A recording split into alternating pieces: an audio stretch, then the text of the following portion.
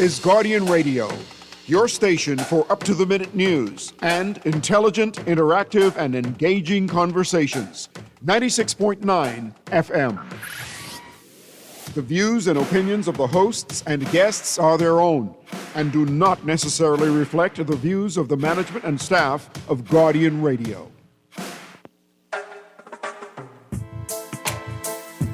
La la la la. La la la la la la la la. La la la la. I represent Bahamian people. I from Nassau, Bahamas, big up Baytown, bro. Where I from Baytown, bro.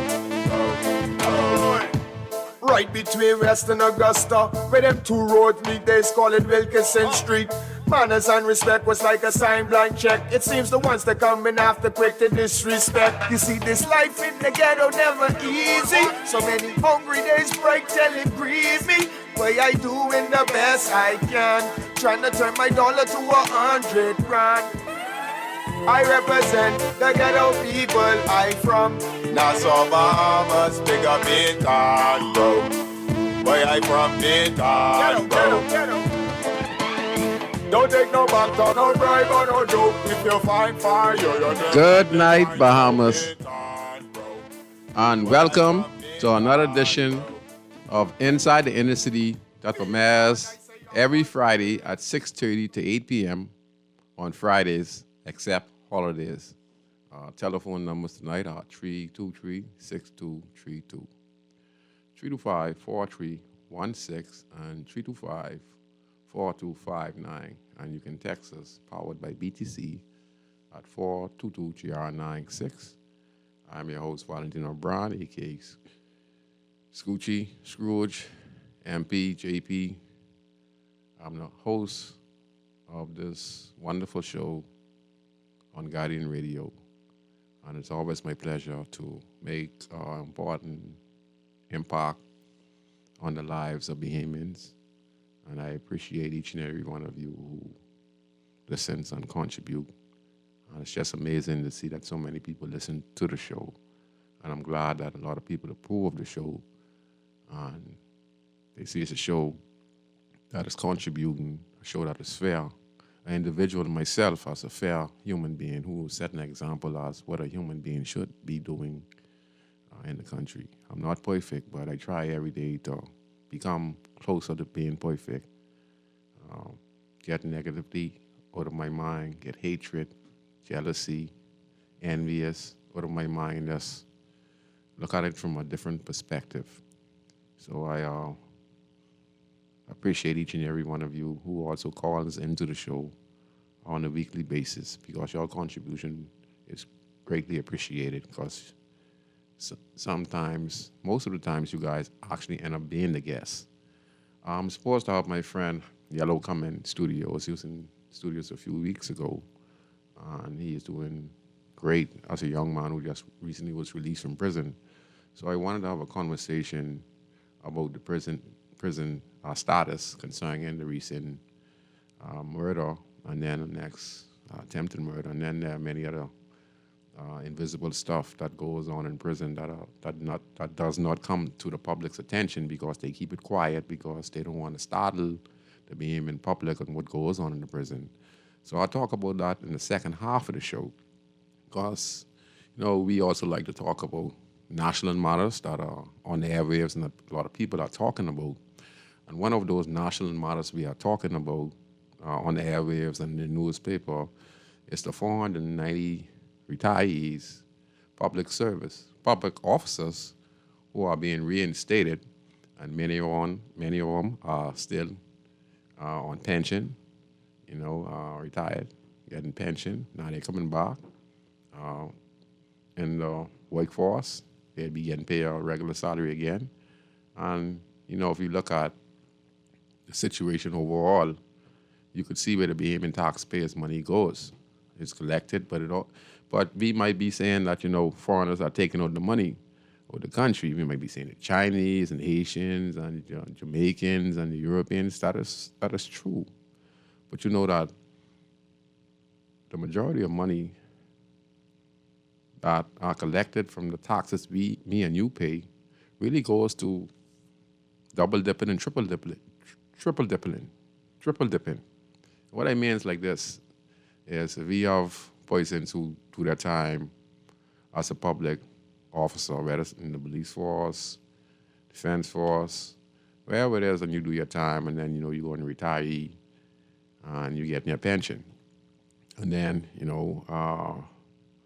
government, you're tied to some type of political organization, or you're just a Bahamian citizen who really deserve to be considered for one of these new jobs that are being vacant because, according to Fred Mitchell, the Bahamas is an older nation, and I'm going to read a statement because that's a completely ridiculous statement or excuse he gave, but I'll get more into it as the show begins.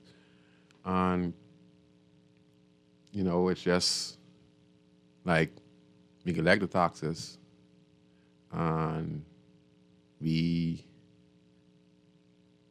pay people, they get a pension, they come back, they get a salary, and they're still getting that pension.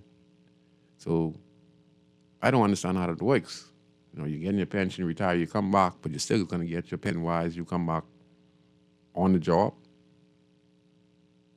So we waste millions of dollars of the taxpayers' money paying ourselves. Instead of that money could trickle down to help empower the people of the country, but it actually stays in the atmosphere of the government officials or persons who, and like I said, some people are truly deserving their pension. But I'm saying it's just ridiculous how we're overspending on pension and rehiring people who done retire. And you're just increasing the taxes. So what I'm saying is this, Bahamian people. We sometimes look at the outside about the Haitians, Jamaicans, and the Europeans, and the Chinese, and etc. But if we look deep, we'd see the most of our money that is collected from taxes really goes to paying our pensioners who are either PLP or FNM, or people who have done their time in government who are not PLP and FNM, but they do deserve their pension. They're excused. But that person they will get favor because, it's close to election time. I'm not saying in this case, but it pinpoints that the fact that it's getting close to general election. And, there are a lot of speculation out there that, people get paid for their votes. Well, this is one way of paying people for their votes. You might not be paying them in no cash, but you're paying them at a nice, good lump sum contract. And if you are a Bahamian citizen living now and someone gives you a hefty contract, your obligation, if you're not a nationalist, some people take it and still, say, no, I'm not going to still vote for the party. But if you're not a nationalist, you would give your loyalty to the individual who gave you a lump sum, which is, it might be truly deserving, but it also is something that bounds you because you feel obligated. And once you receive it, you say, you know what, I'm going to vote for that party. Now, I'm not saying that this is a wrong thing, but this is how I'm seeing it. Now, I'm not saying I'm right, but this is how I'm seeing it. And then I'm going to play some clip, and then if you guys want to comment on the matter, you can. So, Chris, could we play our first clip for the night? BUT President Belinda Wilson says while she supports the rehiring of retired teachers, especially in subject areas where there are shortages, she's compelled to speak out against a number of senior public officers who have been rehired. Her comments come a day after Minister of Labor and the Public Service Peter Glover-Roll announced that 491 retired public servants have been re-engaged, with most of them also receiving their pensions. Payment of all unused accumulated vacation leave, a vehicle, a cell phone, and a 15% gratuity at the end of the contract. Bear in mind that these re-employed public servants already received gratuities and pensions. And in addition to these lucrative contracts, their pensions continue. Some members of the public have expressed outrage over the hires, arguing that young people are being overlooked for opportunities in the public service. Wilson says teachers are still waiting for money they say is owed to them. Sadly, hundreds of teachers who have already worked are still awaiting salary increases, increments, responsibility allowances, rental allowance increases, and much, much more. Surely, this cannot be fair. In fact, it is egregious. Director of Communications in the Office of the Prime Minister, Latrey Raming, insisted today that the retired public servants who were re-engaged by the government are filling critical gaps in the public service. He said those re-engaged include teachers and law enforcement officers, among others. The truth of the matter is this administration have a number of young people serving throughout government that we are proud of, especially in the foreign service. We have a number of young persons who are leading key government institutions. Through rank and file, we have young persons serving in our law enforcement, armed enforcement agencies. So the idea that that the opposition want to push that young people out and give them a chance is absolutely not true. I work with young people across government in delivering essential and important services on behalf of the Bahamian people. But union leaders like BPSU President Kimsley Ferguson sees things another way. I don't think that it was necessary to hire 480-something because we don't have that many permanent secretaries. We don't have that many directors. I am of the view that these were political appointments where these persons were hired as payment for support of a particular administration, and it happens under successive administrations. As for Wilson, she's calling for government to freeze hiring on senior public servants for the next 6 months and for government to review the public officers and their qualifications. Promote deserving public servants to senior positions, which many of them have been waiting for the opportunity for years and years. And yes, many of them are qualified. 4, use the money from the bloated contracts of re-employed senior public servants to pay outstanding monies owed to hundreds of teachers and other public servants. Reporting for the Guardian News Network, I am Jared Higgs. Like I said, all governments do this because it's getting close to the general election. Some people who they rehire are qualified for the job, but, it goes to say that it's close to the election. Many people are, like I said, are connected. And in order for them to get people's support, this is one way on how we do things in the country. Both parties. And any other party comes in, unless we get to put mechanism in place to see this as corruption and put the regulation in place that around this time, unless these persons are very, very qualified, should receive a contract from the government when they get close to the general election. But overall, you can't blame them. That's how it's been done for many years. The government is trying to get as much people empowered, but also to re-elected, because the government of the Bahamas has amassed billions of dollars in investments. Just recently we signed a $200 million agreement. That's with the African Export-Import Bank that will focus on development, climate, resilience, and trade, enhancing infrastructure. And then there are millions of dollars of investment in Exuma, Chester Cooper, Freeport. So there's a lot at stake right now for the government. So they're trying to do their best to get as much support, even though they're not going to say this has a support mechanism to rehire 400 plus, close to 500 plus retired. But I'm going to keep on playing some clip. But before I play the clip, I just want to read something what the Honorable Fred Mitchell said in response in the Nassau Guardian, and just to show you how we as a country and people who are in high position really don't understand what we're going through, and they really don't really respect us as Bahamian citizens in the country by their words. It's not across the board with the Prime Minister, not Mr. Brave Davis. I think Mr. Davis is a sincere Prime Minister, but he has a lot under his belt. You know, he had a lot of corruption scandals, you know, concerning the Rod Bahamas Police Force. He's putting mechanisms in place where they're signing a bill for corruption so that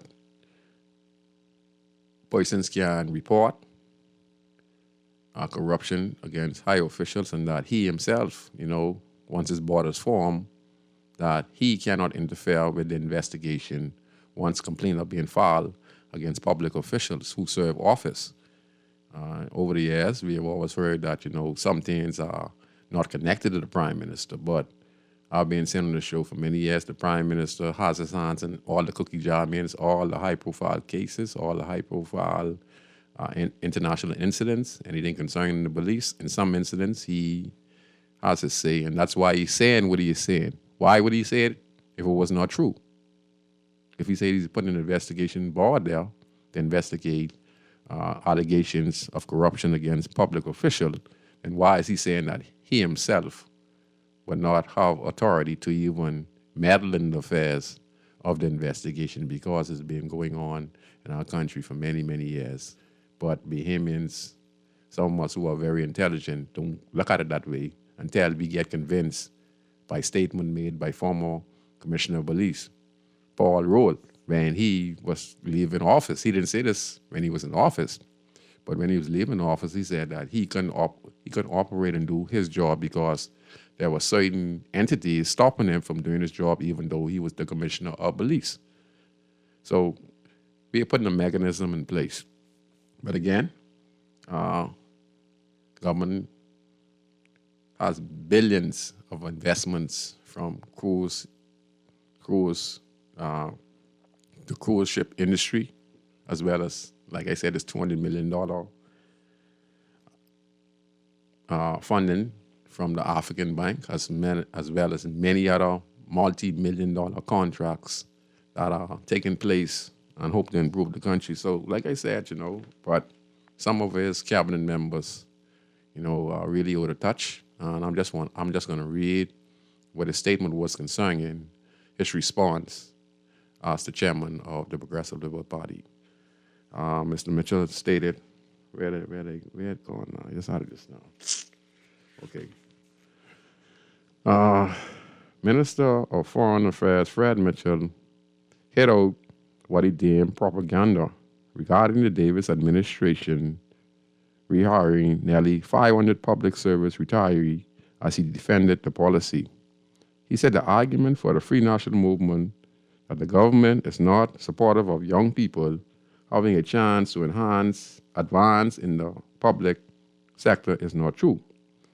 Mitchell, who is also chairman of the Progressive Liberal Party, said statistics show that Bahamas is a country that is growing older, with fewer young people available to join the workforce. People ought to remember what the statistics are now saying. He said in a voice note, the population of our country is growing older. There is a shortage of young labor, and so much of what is happening is dictated by these, the demographical facts. He said the Progressive Liberal Party has a stellar record of hiring youths, adding thousands of young people were hired by the Davis administration in areas of law enforcement or provided employment through government organized jobs. Well, I would really agree. But Mr. Mitchell, what you're saying now is this. You're saying here, you're going to go by statistics, and you're going to say that the Bahamas is a country that's growing older. Yeah, it's growing older because all the young people are getting killed. All right?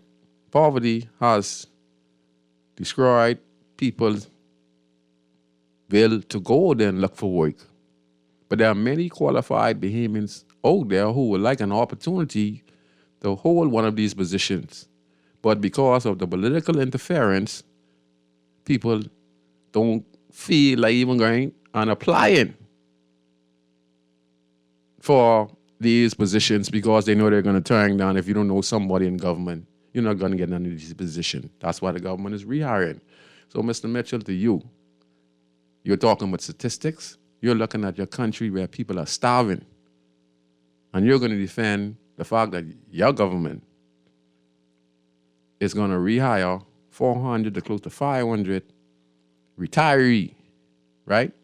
And like I said, some of them could be, some of them are qualified, some of them deserve to probably fill some of these positions to teach the younger generation on how to do their job in different departments. That is all said and done. But for you, so I'm not taking a shot at the party. I'm taking a shot at Mr. Mitchell.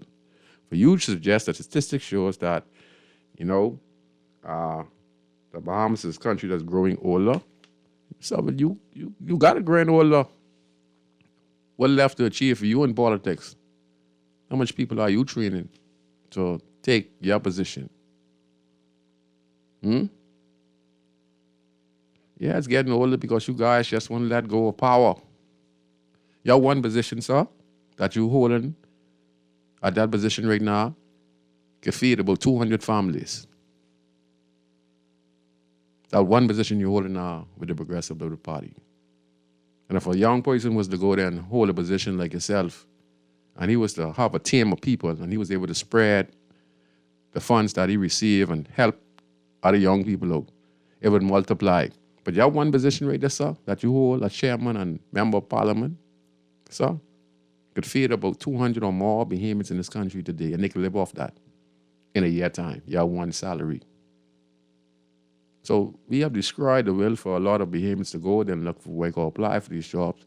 And the most qualified set of people who are not politically connected will never get the chance to get one of these positions in the country. So, Mr. Mitchell, no disrespect, I'm not talking to the PLP party. I'm talking about what Mr. Mitchell is saying. Okay? And I think that's an absolute disgrace because you're saying that you have to hire these people. There's 490 or 500 people that we are rehiring. Some of their pensions and some of their salary and their contracts will be like $100,000. Now, if you do 400 to 500 people, and just say, if we need more teachers, which we need more teachers, we need more police officers on the Royal Bahamas Police Force, and we need more teachers. Now, I'm not discrediting none of these things, but Belinda Wilson was also stating that a lot of people, teachers who are back pay and etc., this is a slap in their face, who are qualified for the job, but yet still you're going to have people coming who retire and getting their pension, coming back again to make a salary of close to $100,000. They're getting perks, cars, they're getting phone, they're getting an incentive, and these people have been there for so many years. You know? And this is what we do. Okay? We're going to play the second clip. Does someone want to comment on the show? We're going to comment on it, let us caller talk on the matter, and then we're going to go to the next clip. Go ahead, caller. You're on Inside the Inner City on Guardian Radio. Yeah, pleasant good evening, Scrooge. I hope you're doing well. Okay, I'm fine, sir, and I hope you're doing well as well. I am great. I'm a little disappointed in all of these governments. Scrooge, if these people are so qualified, is government the only place that they can find a job? Yes. If they are so qualified, and a lot of these, some of these individuals, I would like to know where these individuals are. What are the positions that these so-called expertise? That only these people have this particular expertise. When these people go on vacation, who does their job? When these people fall sick on the job, does the country just stop? Aren't there qualified people in there who continue to do the work of government? So, Gucci, I don't buy that. Okay, I don't buy that for 1 minute. This is just like Mr. Kingsley Ferguson said. This is political patronage, man. If you've been on the job for 40 years and you've reached a certain rank and you haven't prepared yourself to leave, that on you. Every rope has an end.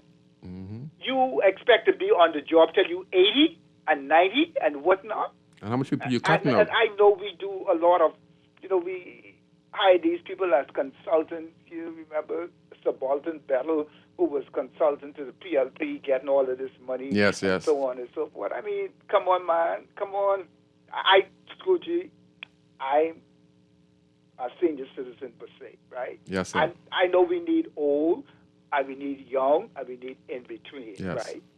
But some of these people, they have not prepared to lead. Why is it that, you have these grandfathers and or these grandparents who have to take care of their grandchildren in school? Who problem that is? Other people, you have to do the same thing? Yes. Okay? They got to go there and hustle and make it happen. And these people are making bunch of money, more than these poor people, like the poor people like us, who live in the inner city. Yesterday, Wednesday, BC came and turned my light off for $393. Wow. At school, yeah, it was hot. I live right through Oxford. I went on there, and I was ready to burn that place down. Because I know people who tell me their bill is 10,000. 4 and 5 times my little $300 and something. Yes, you sir. know. And while I was on the line, this guy came to pay a bill for a former director of NIB, a former governor of the central bank, a former insurance executive. He paid $1,300 on her bill, right? $1,300, and he left a balance. But you won't come turn me off for one measly $300. That ain't right, man. That ain't right. And these are people who have the money, who getting all the $100,000, $200, but yet they don't want to pay the government. They don't want to pay the bills. We the poor people, we have to pick up all the slack. They turn off the poor people light, while these rich people, they on the list. They on the water and sewage list. They on the BPL list. They on the Patelco list. And while they'll come in and they'll turn me and you off a couple of dollars, man. We got to right size this country, man. We keep doing the same thing over and over. Yes, the F&M did it. That didn't make it right. But the PLPU came and you say this is a new day. We can do things. We were looking to do things different. But you're coming and doing the same thing, giving these people all kind of perks, car, phone, and what do we have to show for it? How can we measure the productivity of these individuals that we're giving out all of this money to? How do we measure to say, okay, this is we can see what we're getting? The country voice ain't nothing working properly in this country.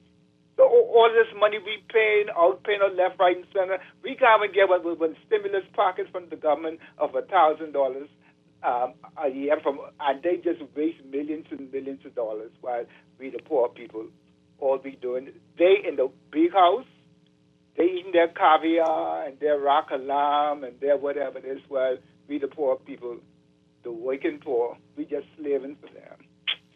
Change gotta come, buddy. Change gotta come. Yes. Listen, thanks for allowing me to rant tonight, buddy. All right? Thank you. Thanks a lot. Buddy. Yeah, wow. That's a lot of points he made. We're going to take this next call before we play the clip, if we could. Get in there, quick, call us. Hello? Good night. Good evening. How are you? I'm fine, Mom.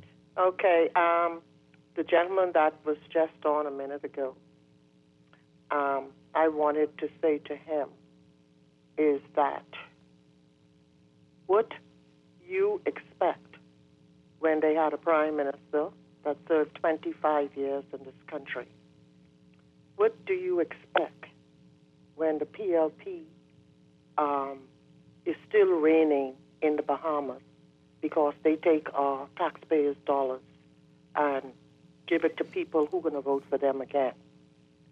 What do you expect when you said these two parties doing the same thing, right? The parties are doing the same thing is because these two governments know y'all, and they know y'all ain't going to give nobody else another chance because they are Bahamian and they can do a good job.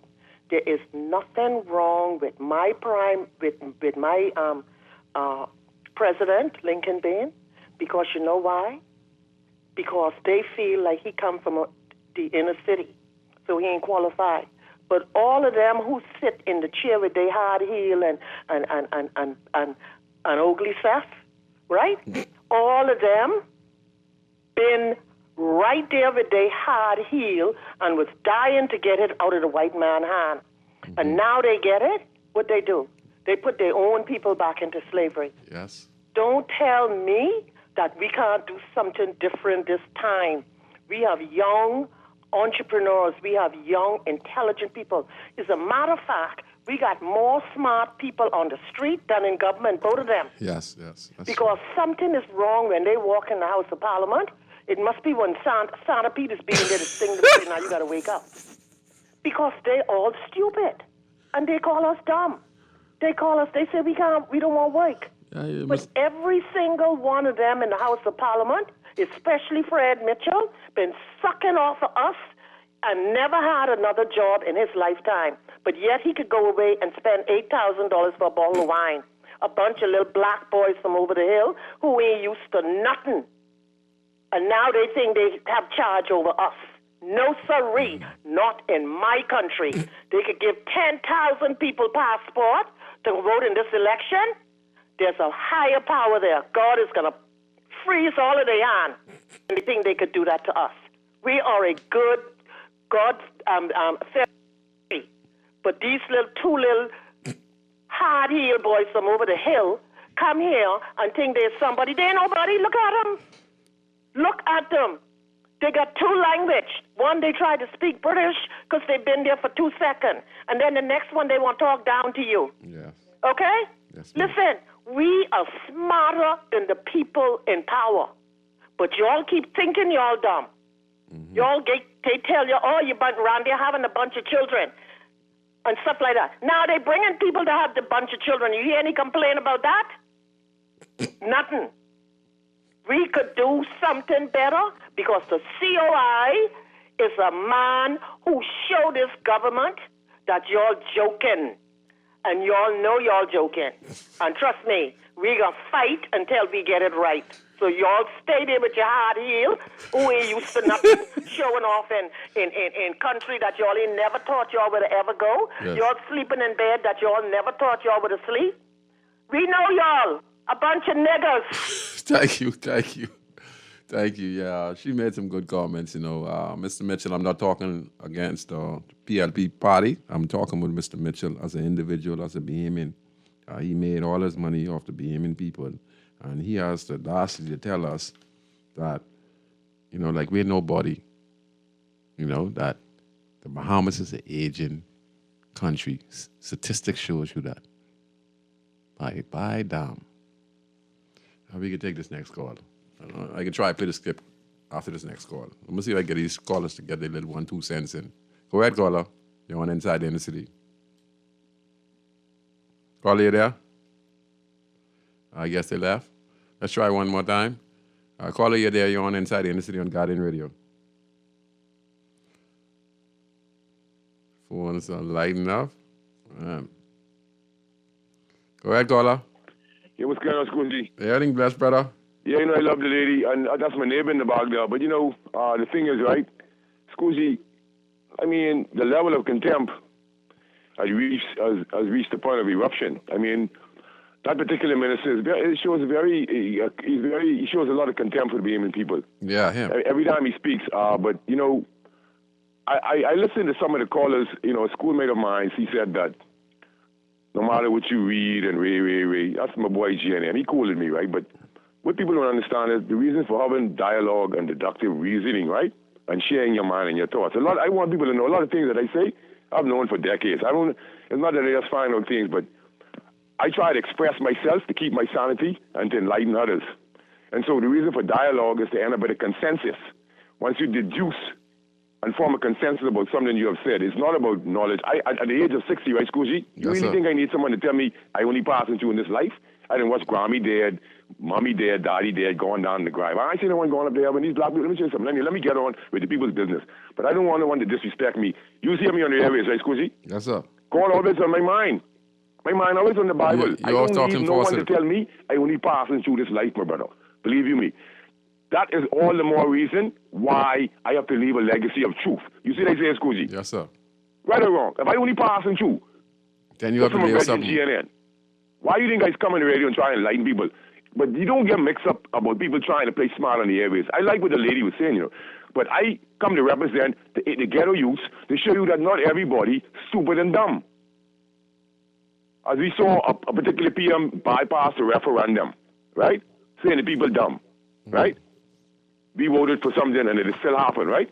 Yes, sir. Yeah. So that's to show you the level of corporatism in the country. See, expressing yourself is very important because people talk about knowledge. Knowledge is needed in order to have common sense against lies.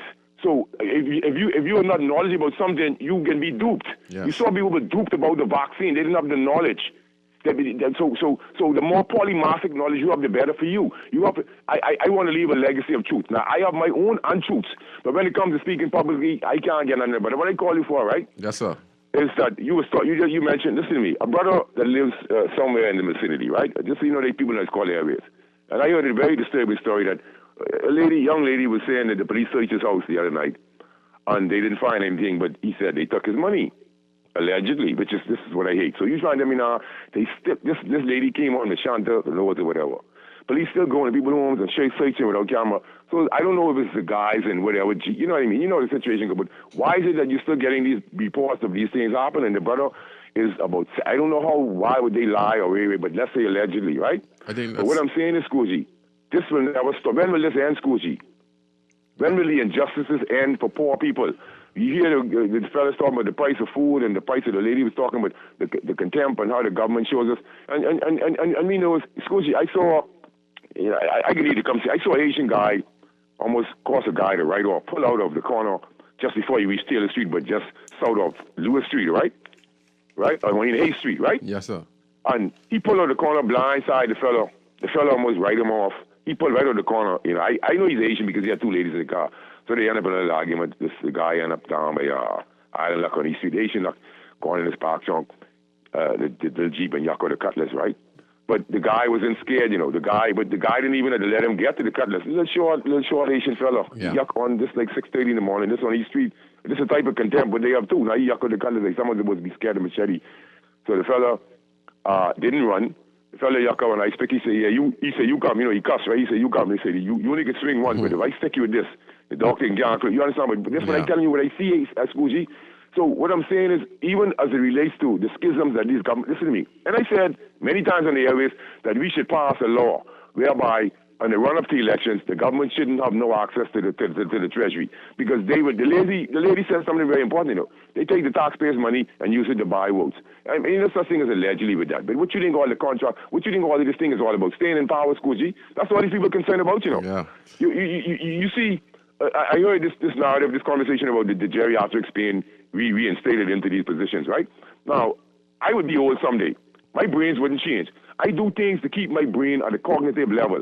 I run, I exercise. Scoozy, I was on the steps the other day. The fella passed. I was surprised in the street. Nigga, yeah, he ain't cool. Nigga say, yeah, 52. I said, what stop that? They say, who is? That's someone who know me from Mason. Who see me on the radio. So what I'm saying is, Scoozy, you doing well. You see, I just got to big you up because I know what you represent. And I know what you want to see, but if these people really listen to what your real message is, Scoozy, this place would be a better place, Yes, sir. And we talk about the proliferation of garbage and what's going on in the city and wait. You see how clean the baseball park, the softball park is looking nice, Scoozy? Yes. All right. Thank you. I want to play the next clip before we get in. The re-engagement of nearly 500 retirees in the public service has sparked outrage among Bahamians who are weighing in on the matter. Some people we spoke to think it may be a practical move to rehire retirees because of their experience in the field. Sometimes they need people who understand what needs to be done and how it ought to be done. So in us making a decision that they shouldn't or should is a gray area. All right, so there are persons that we need in the system that are persons who are cognizant of what needs to be done. I feel as though everyone deserves a second chance. I mean, they are up in age, but they may be more experienced and more wise up. they might come back and do it like the second time. Countering these views are those who see the decision as a hindrance to young people with fresh ideas to offer to the public service. I do not think that it's a practical move because we have a lot of young talent, young people coming up, and I think that they should pass down that knowledge that they would have already gained throughout being in the system. I think they should pass that down to the next generation because we have so much people coming out of school every day, and we need to pass on the baton, pass the mantle down to our next in line.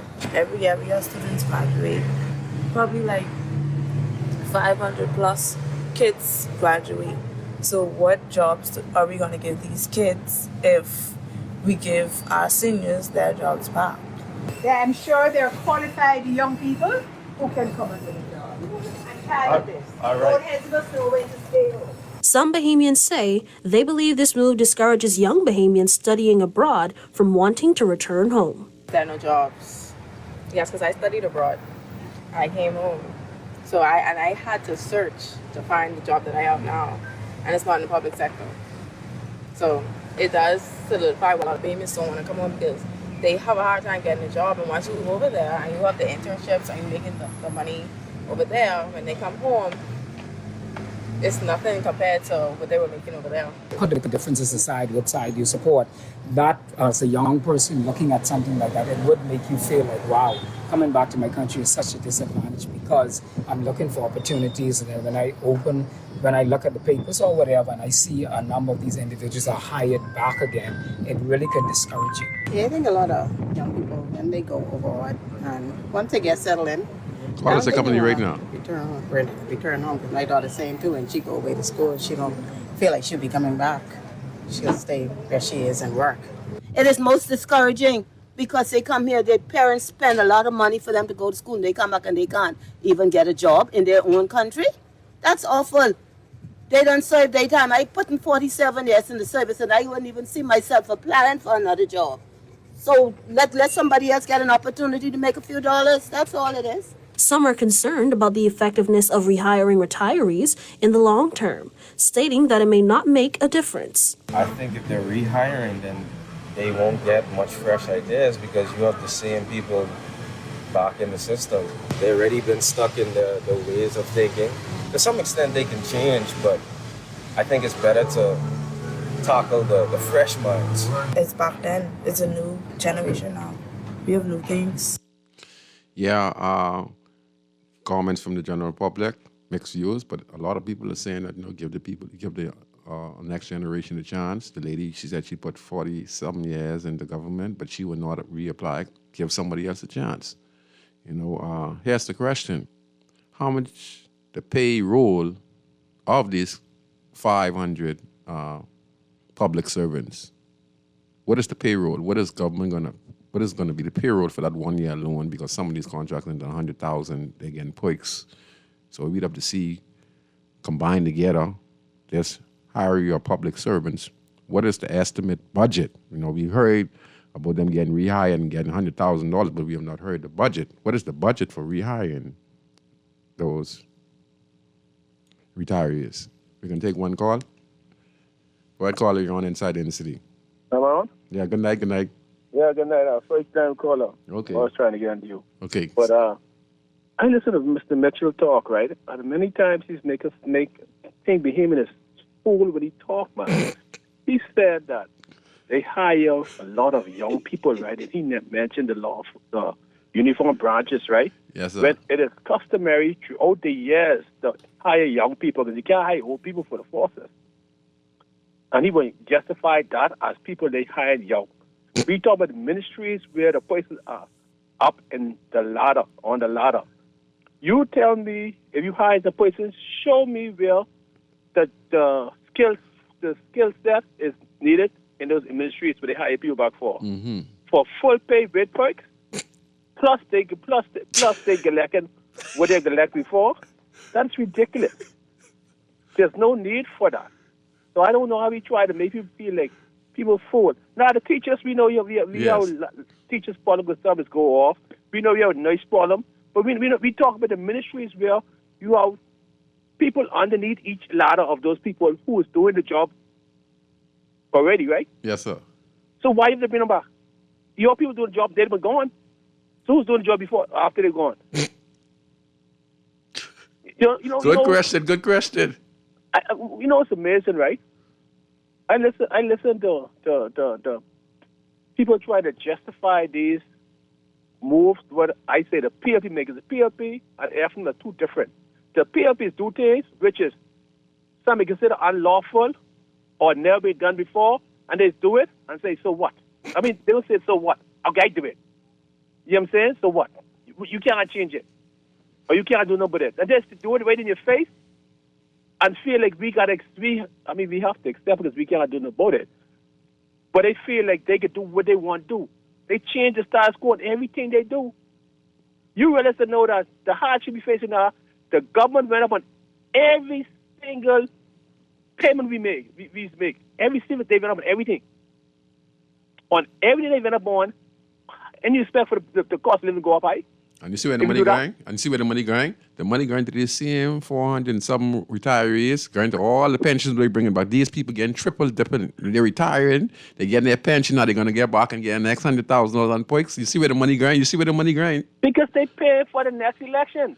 That's where the money is going, people. They are literally fiscally in the front of our face, paid for the election. Really screwing one another. We letting the poor get poor, and we letting the rich behemoths get richer and richer, and we letting the poor get poor, and the poor is going to fight against one another and kill one another, and the rich is going to keep it accumulating money. Boy, it's crazy. Because people sell their soul for a bowl of porridge. Yes. They know they can eat this porridge, but their mother and their father suffering, but once they eat, they ain't care who suffer. They ain't worrying about nobody outside.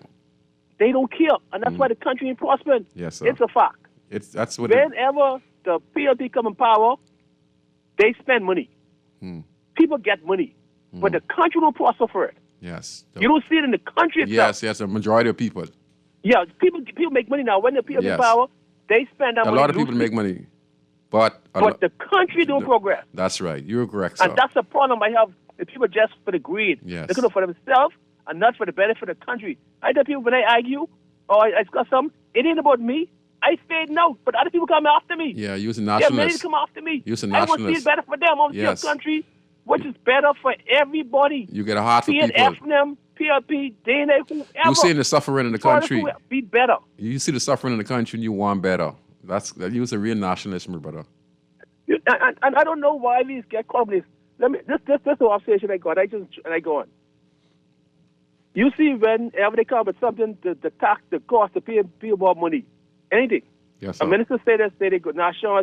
A minister say go up and this, go down, and then the minister come and give it to the public, right? And the public, the parents and outcry of that. Then you see the prime minister come in to save the day. Now the outcry in there, it goes on. But the outcry coming, the prime minister come and say like he don't know what's going on. Yeah. And now he coming to save the day. No, we can't do it. The people can't handle this, or they can't know. So we got to put.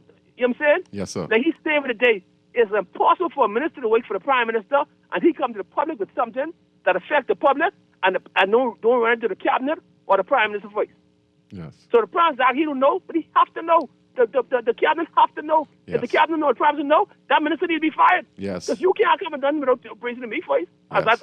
I'm the boss. Yes. Because the minister wait for the prime minister. Yes, you're correct, sir. You're correct. So don't let him try to fool like he don't know what's going on. He knows what's going on, but he wants to see how the public reacts to it. Yes, sir. He's feeling the temperature of the public. If the public reacts to it big negatively, yes, sir. Okay, you pull back on it. When Yes. the public let it go through. Yes, sir. You're right. They go up, the cost of living is too high in this country. Yeah. And it's government to do. Yes, everything points It's to the government government. space what's killing us. Because the taxes, like I said again, vehicle rack, we were saying the The taxes. prime minister said there's new tax. Yes. So, but what he did is gone up on every fee that we have to pay as a citizen in this country. Every fee they went up on. Wow. Sometimes 100, 1,000%. They went up on the boat license for hundreds of percent, from $30 to $70. Wow. And after people start crying about it, they bring it down to $200. Yes, sir. But they went up on it for months, for almost a year. They had it up to $700 from $30. Then they go up down to $200, which is still high from $30 to $200. Yes, yes. But he make it sound like he coming to save you. He said he is tempted.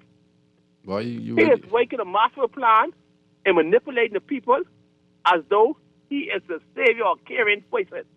I don't see him being caring. So you saying he ain't caring, he ain't hanging at all. He ain't showing it. What I'm saying, he's not showing it. He talking. Yes. But when I see him do things, Yeah. it's like It's in like the response. You see, like he do people the response with are all the really labor fool. issues. Like how all the labor issues, and he come there and he listen to it and he said he didn't know, then he go to the smooth though. That's what you're saying. Yes, I That's what agree I'm saying. with you. You're Like, right. He don't know. You're right. If he don't know, then he's not a good prime minister. Yes. And he's supposed to get briefed He from didn't know what's going on in his country, in his ministry. Yes, sir. Hubert Alexander Ingram knew every ministry in this country Yes, sir. and how it functioned and Yes. how it's doing. Yes, sir. I think Celinda knew the same, but I didn't follow Celinda like that. But I follow Hubert Ingram, and everybody after that. Yes, sir. Thank So you, man. he should know there's nothing that a member of Parliament as a cabinet minister should come to the public with before going to his boss, Yes, which sir. is the prime minister. Yes, sir. Thank That you. should never happen. If he do that, I will fire him. Yes, sir. So, being people, don't be fooled by what you're hearing. Look at what you see Yes. and make a determination. And that's exactly what people are doing here. And all the today. best, man. Doing a good job. Thank you, my brother, man. Thank you for some good comments you made. We're going to take this next call, and then we're going to play one more clip. Go ahead, caller. You're on Inside in the City on Guardian Radio. Yeah, but I'm so glad I get it because I believe my schoolmate and my boy take me wrong when I mention his name. Him and C. Allen the other day. Okay. I know his accolades and I know what he's trying to do. Yes, sir. But, so 52, you think I was railing against you? No, I think you read me wrong. I know what you do and what you decided and I follow you. But it's just that I used to do them same things too. But I realized after I jumped down from school and all them high learning and stuff like that, the only thing that gets you through this world is what Grammy tell you. Mm-hmm. All them Pythagoras theorem and thing, I never used them since I leave school. But I still have to use manners and respect, get you through the world. What goes up must come down. Yes, what sir. goes around comes around. You know what I mean? They did the things Grammy taught me. And every day I got to live them same things Grammy taught me. You know what I mean, Scrooge? Yes, sir. So I think 52 read me wrong. No, I given him and C. Allen the accolades, but I gone back to Grammy level. Now what I call Go ahead, really sir. to say, Fred Mitchell, see, us Bahamians, we got to learn to piece these puzzles together. Okay? Now Fred Mitchell, first of all, he started off by burning the Bahamian Constitution. That's the state, that's treasonous, what he did in his young days. Burn the Bahamian flag or destroy the Bahamian flag. Second of all, he joined forces with who he thought he could have joined forces with to finish his mission, and he went into Fox Hill. Now, we figure Fox Hill is just Junkanoo and all that Fox Hill thing. He always was in Fox Hill, right? When Brave Davis came in the other day, who he spoke to in Creole in Fox Hill? Yeah, to the He church. spoke to what he considered Bahamians of Haitian descent in Fox Hill. Yes, yes. Okay, Fred Mitchell got in problems in the Christie administration for some kind of visas that was being sold in Haiti for $2,500 when he was the minister, what he is now. See, I want the Bahamians to follow the trend, okay? They lost the government, right? He came back, and the first ministry, I even believe Brave know what was going on.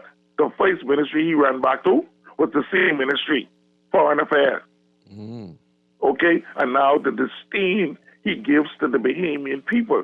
I saw Fred Mitchell twice in Abaco hailing some people. I can't say what they was, when they was out of power. So I want the Bahamian people to start, like some of the callers are saying, to start piecing these things together and stop believing in these people, because these people don't give 5 cents. 5 cents about you and I, as indigenous or whatever type of Bahamian we come to. They don't care, Scrooge. He said in the newspaper, he gave a prime example of what he said in the newspaper when he talked about the low population and, you know, why the reason why. He said it. Go ahead, sir. And Fred Mitchell tell the Bahamian people, you only have enough children. So who having the most children around here? Oh, Lord. Who you think he mean? You only having none, so I could build a brand new hospital for the woman that would have the children. Oh, Lord. You understand me? We got to learn to sit down. Like I tell my schoolmate, love him, 52, we got to go back to the ground level and see what these people doing, buddy. Yes, sir. You know what I mean? Yes, sir. Fellas, them clapping, oh, he building hospital for pregnant women. What happened to the new dialysis unit, Fred Mitchell? We got hundreds of people on dialysis unit. They ain't woman ain't having no baby. They ain't having no baby for a little while. Because the cost of living so high in this country, liable and everything like the last caller say, they ain't got time to be having no bunch of children. So who having a bunch of children you building a new hospital for? Come on, behemoths. Let's get back down to basics and see what these fellas are doing down here. Thanks for taking my call. Thank you very much. Thank you very much. We're going to take this final call. I want to give this caller time to get his point of view in. And then I'm going to play the clip, and then I'm going to the second half of the show. We got a few more minutes. Okay, go ahead, caller. You're on Inside the Inner City on Guardian Radio. Hey, Scrooge. Good evening. Always a pleasure to have an opportunity to put my 2 cents in into the mix as the conversation progresses forward. It's interesting. I listened to, since tuning in 52 GNN, and the caller previous to GNN. And I can say, well, 52 and I worked together for many, many years in our hospitality or hotel life for well over 20, 30 years. So he knows me well, I know him well. In saying that, you know, I think it is about time that we really get real serious about what's going on in this country. I, too, being 61, as my good friend from the hotel is 60, we have seen many things happen in this country where we don't need anyone to tell us, you know, what's going on. You know, being born in the 60s, came up through the 70s as little children, 80s, graduated from high school, from working life from 83 upon returning back from the stateside where I could have stayed if I wanted to, but I chose to come back home to help build my country with Sir Lyndon at the helm. And fast forward to the day. You know, the only consistent thing throughout this whole mix, Scrooge, Yes, sir. and I'm being very, very succinct here, and no one can say otherwise, is PLP, F&M, PLP, F&M, F&M, PLP, F&M, PLP. What do I mean by this? Look at the condition of this country between these two parties. Look at the way that the Bahamian people, we are living in this country. You really believe out of the 400,000 that is estimated to be here in this country, it is estimated out of that number, 160,000 are Bahamians, raw-born, indigenous, organic Bahamians? And you're going to tell me this is the best that my country can do for its Bahamian people, whereas the certain 1% continues to live above the fray, enjoying the best life possible, can lift off this rock and go into any other country unimpeded with all their wealth, don't have to worry about where the next dime is going to come from, and we're going to continue to elect them to office while the rest of us continue to suffer. I do not blame the politicians. It comes back down to the Bahamian people. There's an old saying that says, if you like it, lump it.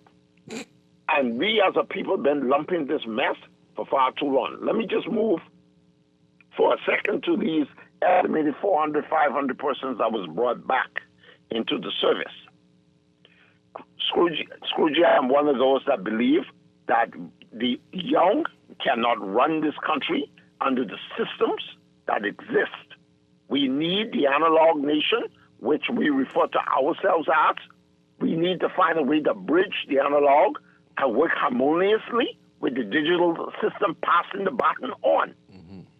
However, the systems that be and the leaders that we have about us are not either one, they're willfully ignorant, or two, they're deliberate in their actions.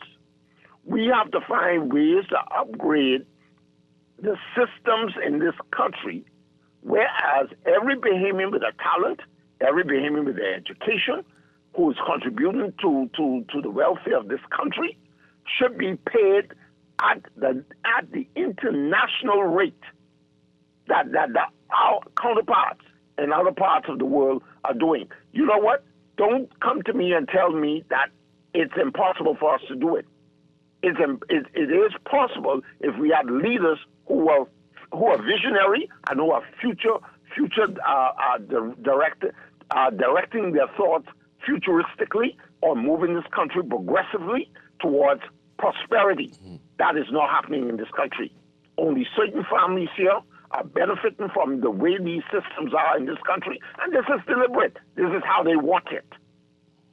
The $100 in the T-shirt every time buying off votes, using the taxpayers' money against us.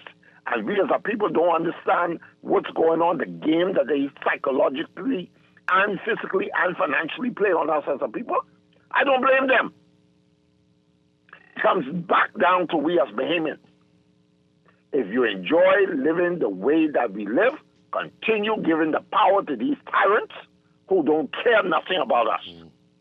We have the right to fix this country, Scrooge. Yes, sir. We have the power to fix this country.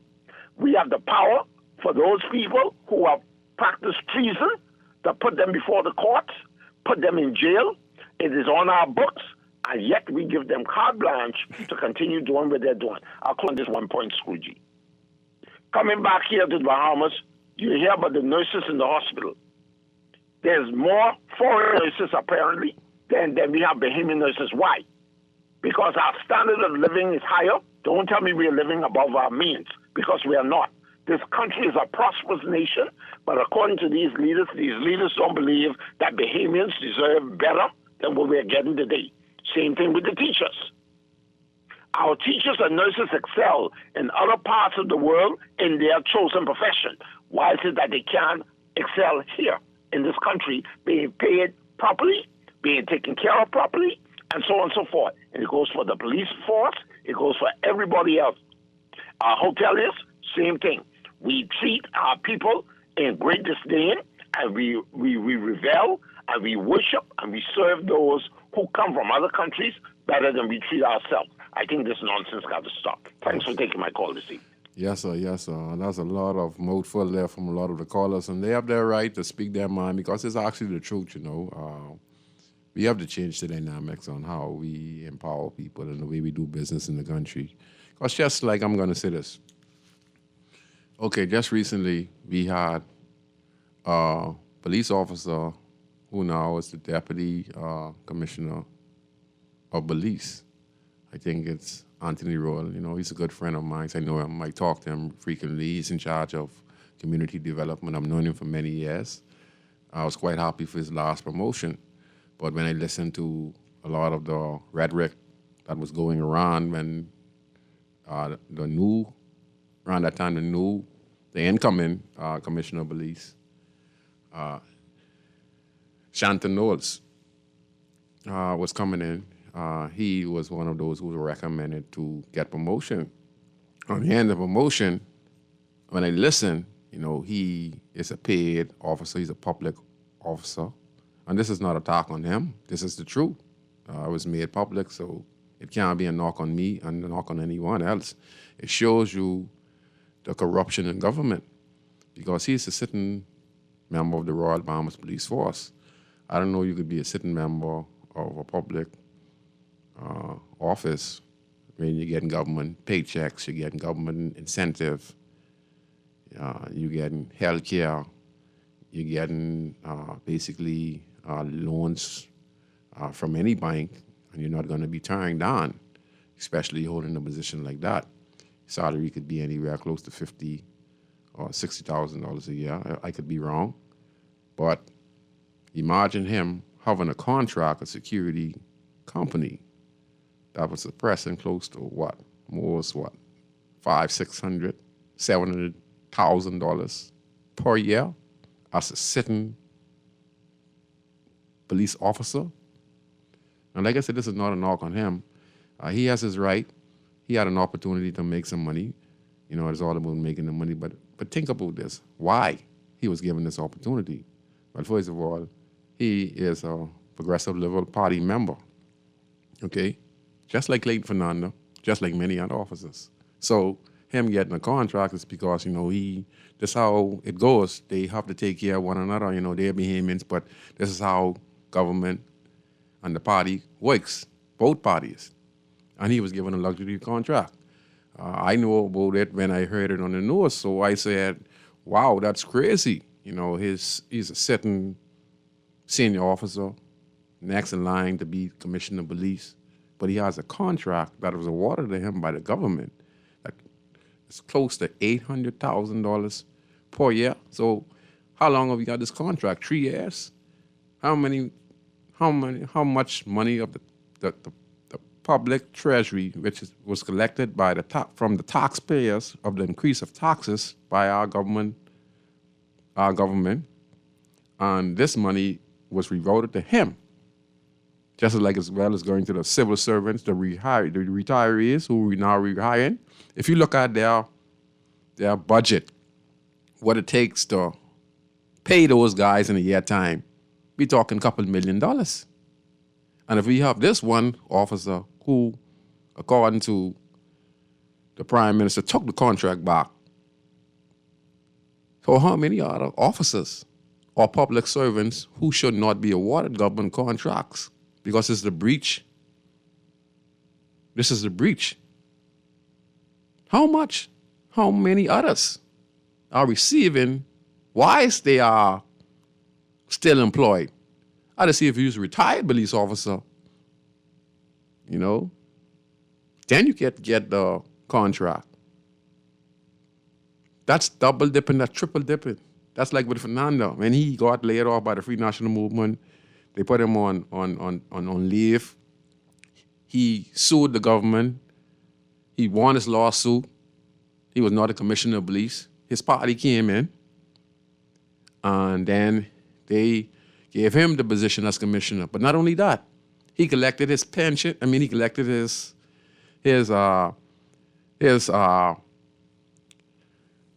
lawsuit against the Free National Movement government at that time. He got paid that. Now he's going to come back and get paid as commissioner of police. Then he got, so he got leave money. So when he came back in office, he probably got $1 million or so off the government. But yesterday he came back and be the commissioner of police. Now he's retired. He's going to get his pension. Man, it's crazy. So how much money do you think he made? So if this is just one or two individuals, imagine how much millions and millions, and when the person talk about 1%. So if you just add up a few persons in government, like how, another prime example, when we talk about the $100,000 that some of these retiree public servants would get, and totaling to $100,000. So if you have 400, close to 500 of them getting put back in the sector, and if they're getting close to $100,000, some might get 50, some might get 60. But if we add the budget up, it's staggering. Then think about other people like former Commissioner of Police, Clayton Fernando. Then think about Deputy Commissioner Anthony Rhodes, who's a good friend of mine, and he's doing a tremendous job on the force. But I'm saying overall, this is where the Bahamian taxpayers' money go when it's collected from. When you're driving your car, you're licensing your car, you get your car insurance, you're paying light bill, you're paying water bill, you're paying your license to get your business license, or whatever the situation is where you're paying taxes. All that is gathered, people, and put right back in the treasury. And then friends and lovers in these particular political parties receive these grants. And that's where all our money goes instead of us investing it in the Bahamian people. Okay. Now we're going to play one more clip, and then I'm going to make a short comment on urban renewal. We still get it there, or that was the last one? One more, okay. Call a government second, I'll let you get in, but I want to get to urban renewal, so I'll let you get a couple of minutes. Just let me play this, and then I'll let you get a couple of minutes, then I'll go to urban renewal real quick. Talk about Mr. Christie. Will make the new Urban Renewal Authority more financially sustainable and more impactful than ever before. And that is something to celebrate. My friends, I leave you today with a firm reminder. It takes close cooperation between all members of our village to truly create widespread and long-lasting change. Government alone cannot build stronger communities. The private sector, civil society, community figures, the church, and individuals all have a role to play. We have work to do together to create a safer, more prosperous, and more connected Commonwealth of the Bahamas. We must embrace all our brothers and sisters, no matter their backgrounds. We must see them as able and willing partners in this national project. Urban renewal has already changed many lives, and I know even more lives will be improved in this latest chapter. It was a ray of hope and replenishment then, and it continues to be one of the most effective, results-driven tools in this government's arsenal. We are pleased that the program has expanded to Grand Bahama, as it was, and other family island communities. From community policing to a robust small home repairs program and senior citizens club, urban renewal is a multi-pronged initiative driven by the idea that when communities come together, real change happens. Yeah, real nice. That's a call on the line. Caller, if you could get what you have to say real quick so I could knock on this point, please, if you could. Go ahead, caller. You're on Inside in the City on Guardian Radio. Are they still there? Hello. Hey, good night, good night. Hey, you. Good night, good night, good night. Old King Cole was a merry old soul, and a merry old soul was he. I do not understand, for one, for example, Mr. Pintar, who has the privilege of calling all members of parliament in to give an account. But it seems to me that Mr. Pintar is stopping short. He's not going the entire route, whereby if they do not comply, that they should be summoned before a court of law. And if he doesn't go that way, then in my mind, he's being compromised. Secondly, we don't, for example, how is it that there are so many students of Haitian descent in our schools? Is it something mandatory that we must do? That we must do for generation after generation? I wonder. Thirdly, there are so many professionals. I can speak for teachers, because a daughter of mine has been transferred twice and have not yet been accommodated in terms of the government paying as what they ought to pay, rent, vehicle, salary on time. Yes, sir. It's just disgusting. Fourthly, I would like to know,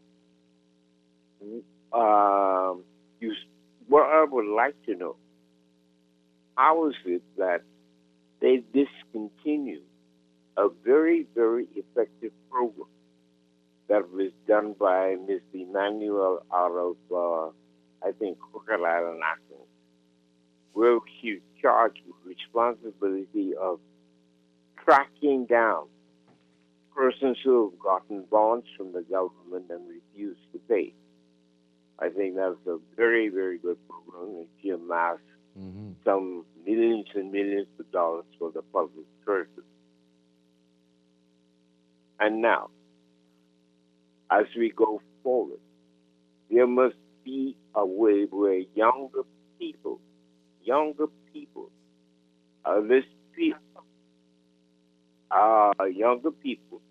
they're not properly paid. One, they are not given information, and there should be a program to incite them, to get them excited. Yes, sir. By the time they're 25, they can become a member of parliament. But they ought to know that they have another way. You need to have programs, particularly for them, whereby these younger people, and they're bright and they're smart Yes, sir. and they're super, and they're being ignored. And one of the things that I would like to see happen is for young people. For example, if you will study law, plan yourself into a law firm that will be impeccable and go after these people who have stolen millions and millions of dollars away from us. See it. Hide it in offshore accounts. Hide it in U.S. public treasury bonds. Hide it, etc. But they're smart enough they can track it down. Give them a chance. And young people must also realize this is your country. I'm 76, I'm out. And the important thing for them to know, what are you going to leave to your grandchildren, your great-grandchildren, etc., etc., etc. Yes, sir. Give them that opportunity Yes, sir. to do so much better. Give them that opportunity where they don't have to be killing each other. And they want us to kill each other. But we are iconic to him, and it will not happen. Yes, sir. But we must fight to the end. Fight to the end. Fight. Yes, sir. And all of those come election day. You go to the poll, you're poor. In short, they challenge those who can't even speak English. But yet they got our voters' cards and the passport. They can vote their name, but they have not renounced their citizenship. They can't. They will be Asians forever, wherever they are in the world. So one country has no renunciation. And Mr. Fred Mitchell and the President and the cabinet members ought to give an absolute account for Haiti. We've exposed, I don't know how many people I've named down there. But wait until you see the body bags coming home. They don't have a proper graveyard to bury them. Where are we going to put them? Huh? When you see a boot, what are you going to do? Do we need to get in that conflict to that extent? No. Why? But they can fix it. Well, please get your legal team together and charge every one of them with treason, because that is what they have done to us Bahamian people. And do not back down. Now is the time. Call the election, and we'll see. Yes, sir. And I thank you so much for giving me this opportunity to express myself, and all the very best to you in the program. And please continue, because there's one that is sorely needed at this time. Wow. Thank you very kind. Thank you, sir. You did a wonderful job. You said so calmly the way he spoke, and he knocked on so much different issues. He talked about his daughter, being a teacher and etc. And she didn't get incentives, but these new retirees, these former pensioners who are still getting pension, they're going to bring back in the fold about 500, and they're getting perks. So like you said, we run away Bahamian talent and to Fred Mitchell, not to the PLB party, but to Mr. Mitchell. You seem to be a very arrogant man, and you don't have no love for Bahamians. You only have love for people in your party, seems to be, but you don't have no love for the Bahamian people. I played a flick by the Urban Renewal. I just want to run this by the Bahamian people. Everything I've done over the last 25, 30 years after I changed my life around, and I went into a life of trying to get back to my country for the wrong I did when I was growing up in the inner city community, because I was not set in the right direction with my mindset. As I grew older, I started to realize that I could serve a more important role than just being a gangster on the streets. And I dedicated my time to finding programs and talking to people who have the power to make a difference in the country. And one of those I was introduced to was Perry Gladstone Christie, who became the Prime Minister of the country. I was introduced to him by the late, great Sir Lyndon Pendant. He instructed us to support Mr. Christie to be opposition leader of the Progressive Liberal Party. And in doing so, we had numerous meetings over the course of our journey, our time together. We campaigned together. We worked together for many, many years. Mr. Christie was successful on becoming the governor of the country. I just want to give the good part about it. And there was a program called the Urban Renewal that was introduced prior to Mr. Christie becoming the Prime Minister of the Commonwealth of the Bahamas. But do you know that even though Mr. Christie was the one who invented urban renewal, do you know where he got the information from or the ideas from to fulfill this urban renewal program? Came from a street guy like me, sitting down on the side of him in Sir Lyndon Pendant Law Firm on East Bay, across from Flowers. We also sit down again with the Battle brothers from Eleuthera. Philip Battle, his son, they came down here and they met us and they took us to Perry Christie and Hubert Ingram law office down from the hospital on East Bay Street. And we were the ones who made these suggestions to Mr. Christie as what we can do to help the poor people. And one of those things was to clean up the streets, repair abandoned houses. And these were some of the suggestions I gave as a young man to him. And there were other suggestions given by other guys. You know, there were Beaker in there were Kelsey Lundy, there were other guys. But we were the first one who really talked to them about these ideas. And I sit down personally with Sir Lyndon and Sir Lyndon let us sit down with Mr. Christie and we gave him a lot of ideas. And then he was able to come up with this urban renewal concept, which is what we are looking for in the country. So hearing the current Prime Minister, the Honorable Brave Davis, speak on the matter of how we're going to empower community leaders to go and be able to repair homes, identify yards, and clean them, and be able to have funding from government.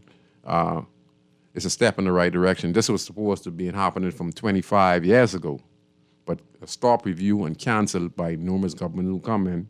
And then sometimes the government that really has the program doesn't have the personnel because they fire everyone, and they're not the right person to do the job. You know, I want to give a special shout out to some great officers. When we're talking about community policing, I work directly with the Urban Renewal Center in Grandstand, Lewis Creek. And we partners with ASP Freddie Lightburn, Inspector Glenn Dean, Sergeant Scrawn, PC Green, and I'm also mentioning Ms. Thompson. She's the center manager at the Urban Renewal Center. And we work closely together as far as saying how the community and police can work together. And that's building the relationship. So I think that we're heading in the right direction. I hope that the government is serious when they say they're going to use all the resources they have to make this urban renewal program start. But like I said, people, that's how much programs have been doing in this country over the years. Many of the programs that you see that are happening in the country now, I have been there from the forefront. I've given ideas, and some of the ideas that you see happening now in the country came from me. Like I always said, I don't ever want to take credit. It's my work. But overall, I want it to be where it can make a difference in the country. Now, as you can see, even Mr. Christie did well for the country, you know, because he was able to establish it by putting the framework in place. But he took the ideas and he put it down on pen and paper. But he's been able to help a lot of people, thousands of them, and then he's going to get stronger. But for him, when the government said that he is going to spearhead urban renewal, I think that was a slap in the face. And before they changed their tone of voice, they said that he was going to be a paid consultant to lead the program. Then when they saw the outcry of Bahamian people, they said that he was going to be not paid. You know, I don't know what Mr. Christie is going to do. Head in urban renewal, what he's going to do, go on the ground and look at some houses and what he's going to do. He's going to insist on the ground and to make sure that these houses get repaired. He's going to be the one on the ground and make sure that we are seeing the development. We are seeing like 10, 20 houses in one specific radius getting repaired. That's what we want to see since we're going to have him there because people might move more faster. But is he going to do this? Is he going to be on the ground? Is he going to be on the ground when they're moving the electric vehicles? Is he going to ride around in his government-issued car, see abandoned yards, see abandoned houses, see how he can assist people in the inner city community best as possible? There are a lot of burned down houses that needs to repair. How he's going to get in contact with the persons who have lost everything. This is a lot of questions need to be asked. But, for me, again, he was going to be paid. But when they saw the outcry, so it's like you're bringing back a former prime minister who receives close to $150,000 a year, who is on pension. He's a two-time prime minister. So his pension is like $150,000 a year, and he getting perks. Okay? Now you want to bring him back again as a paid consultant to lead the urban renewal, which he is the one who invented it. That's crazy. That's double dipping, that's triple dipping. He's a paid pensioner. If he want to do it, let him do it for free. Now, I mean, now they're saying he's doing it for free now, but it just shows you where the thinking of the party is. There's a lot of young person who could fill that position. I have 1 more minute. I think I owe the time. I see this call. We think we get a call of that? I don't think we can't get that many. The time is completely gone, caller. Let me just say this, too. I want to give a shout out to my friend, Elroy Bryce. He's a good friend of mine, and there are a lot of people out there asking me and telling me that I should take my chances running with one of these parties in the general election, not this general election, but a lot of people have been telling me for the last 2 elections, say, I need to go out there and try and get and be a part of one of these parties. So I said to myself, I have to accomplish a lot of things before I do that. It means I have to do groundwork. I have to develop the community like what I'm doing now so that I know what the community needs. So that if I was to make myself a candidate, I don't need to ask the people what they need. I know that the parks needs to be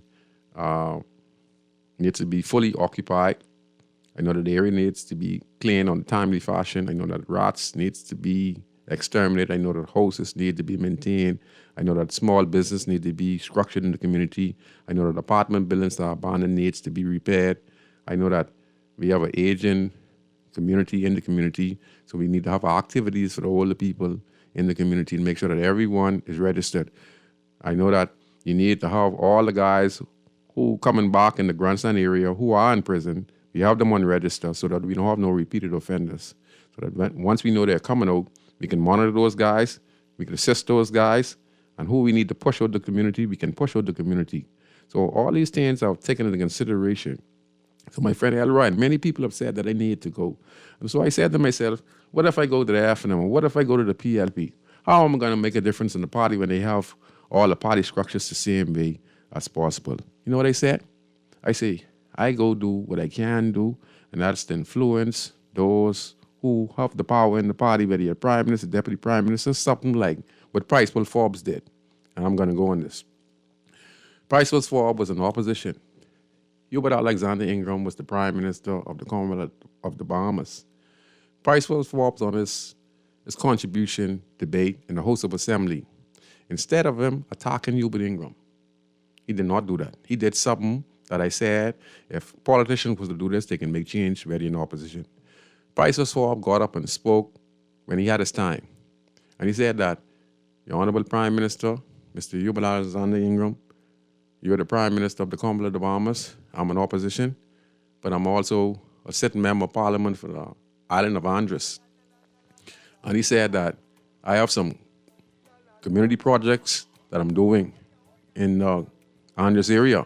He said, I'm looking to construct a new road. I'm looking to build a community center.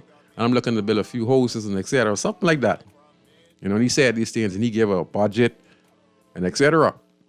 So he said he was asking for the assistance of the Honorable Prime Minister, Hubert Alexander Ingram, as a sitting member of the Progressive Labour Party. This was on in the House of Assembly. And he said these things to Hubert Alexander Ingram. Ingram got up in response and said that, Mr. Forbes, you're right. I am the prime minister of all.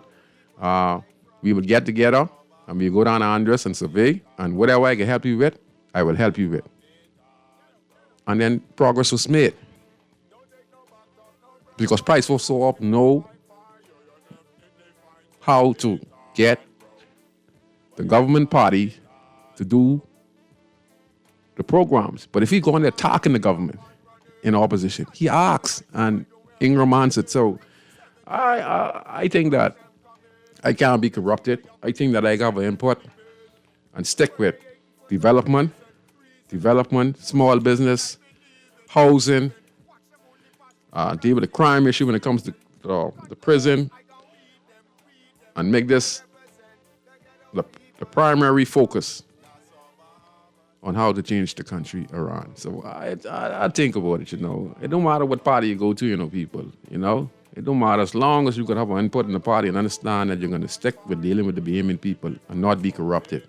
And I don't think I'm a corruptible young man. I don't think no one can influence me. So I think I'd be a plus standing one of the parties. And I'm not saying I want to be a candidate. I'm just telling you what a lot of people have been telling me because they look at the way I conduct myself, the way I'm neutral, the way I'm always into helping people, the way I'm always into positive activities. I always have good solutions, and I always am a hard worker. So these things make a lot of people say, I need to. So, I don't know. But like I said, a lot of people are asking me too. And I'm not getting excited about it, but it makes you feel good with yourself knowing that they say, Scrooge, you're going to be corrupted. You know what to do in the community, and you could have a voice like a Mr. Price will Forbes, what he did with the Honorable Hubert Alexander Ingram. So I just want to say that, if it comes around, maybe next 5 years of God's spare life, if I decide, because people say you need to go further. You can make a lot of bigger changes in the country if you put in a better position. So I don't know. I'll think about it. I have a few years if God allow me to live, and then I'll decide. But I know one thing. I never turn trade on the Bahamian people. I will challenge those in a different manner. I want to talk my colleagues in Parliament. I would do it in a different way. By doing it, applying it, and forcing them to do things in their respective community. And that's how you make change, So, yeah. I want to give a shout out again to my friend Elroy. And again, to the Urban Renewal Center officers, again. Chris, 1 second. I want to give a shout out to ASP Freddie Lightbrine, Inspector Glendine, Sergeant Scrawn, PC Green, and I'm also mentioning Miss Thompson. And they're doing a tremendously good job as to bring community policing to the community. And the community is working with these particular officers. We see them every day. We have a great relationship. Last night they had a Valentine's Day with the old people in the community. And it was a very, very wonderful event. There were prizes, surprises, food, drinks, and it was just a wonderful time. So, yeah, Urban Renewal is a great program by Mr. Christie. But again, like I said, Mr. Christie, you ain't fit for the job. There's other people who could spearhead that department. Okay, it was just a publicity stunt because they know a lot of people respect Mr. Christie. Mr. Christie go on the ground, there's a lot of people he's going to gather who he knows, connected to. And a lot of jobs are going to be available with Mr. Christie because they're looking to win the next general election. Okay? So, I hope you all enjoyed the show. To all the callers, you guys did a wonderful, wonderful job. Like I say, I'm not into politics, but if it could carry me further to assist the Bahamian people, fight for the Bahamian people more, and maybe that's my destiny. So I'd see next 5 years. Okay? If not, it doesn't really matter. But like I said, a lot of people are asking me. They tell me I need to take a chance. Say I'd win with anybody. So I don't think much of myself, You guys making me think about this and talk about this. I don't think nothing much about myself. I don't believe I don't believe I better than nobody. But when I hear it come from people, it makes me feel really good about myself. I'm proud of myself. So it's because of you guys I'm thinking about it. And if I do it, it's always going to be for the people. So, good night to everyone. I hope you enjoy the show tonight on Guardian Radio. I'm your host, Valentino Brown, a.k.a. Scrooge or Scrooge, host of the talk show Inside the Inner City that premieres every Friday at 6:30 to 8 p.m. except holidays. My producer,